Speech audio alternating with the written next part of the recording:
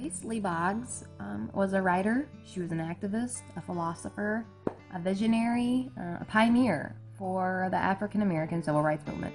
She was a Chinese woman who came from a pretty comfortable background. Her family owned a restaurant.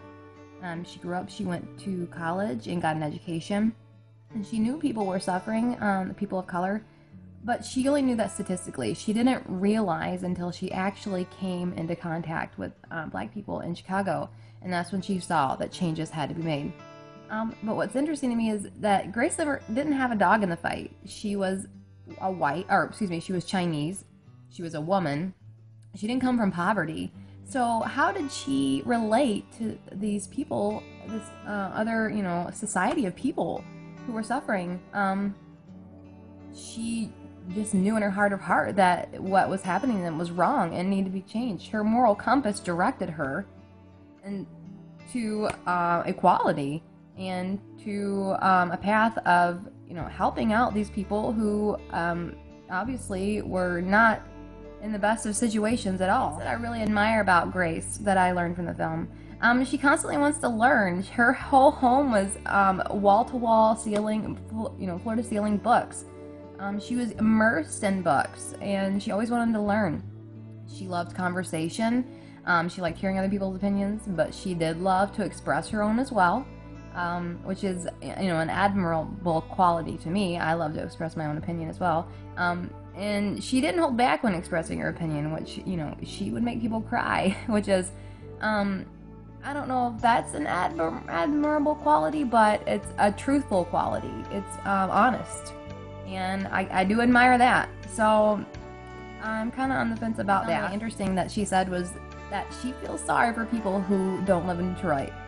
And I have honestly never heard anybody say that ever.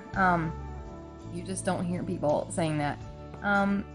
Detroit was her city, and she had watched it grow and flourish during the boom of the auto industry, and she watched it disintegrate and die when the auto industry died as well. Detroit was her baby. The people in the community, those were her, seeds that she was watching grow into, she didn't want them to become weeds. She wanted them to become beautiful flowers. I know that's a kind of a silly analogy, but, she put her blood and sweat into this African American rights movement. But what I found interesting is that she didn't put any tears, or not that she showed on the documentary. During the entire documentary, she never cried once, which I found kind of, it kind of surprised me. She reflected on the relationship with her husband, not when she talked about the hell she had been through during, the whole entire civil rights movement. Admirable quality as a leader to keep an even keel.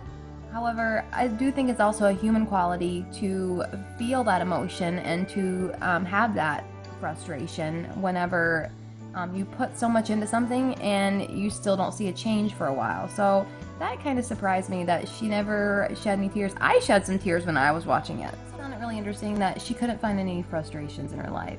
I think it's incredibly important as a change maker, as a leader, to recognize our maybe mistakes or missteps we make in our lives, and to evolve and to, correct those. So I don't know if that's, again, her defense mechanism to resistance that she did get from during the civil rights movement. It's important to change and evolve as we grow, because people change and evolve, and their needs change and evolve. So I know she completely inspired me. The things she has done for Detroit, the programs she has that she instilled, and anybody that wants to make a difference in this world needs to watch this documentary. She will inspire you because she inspired me.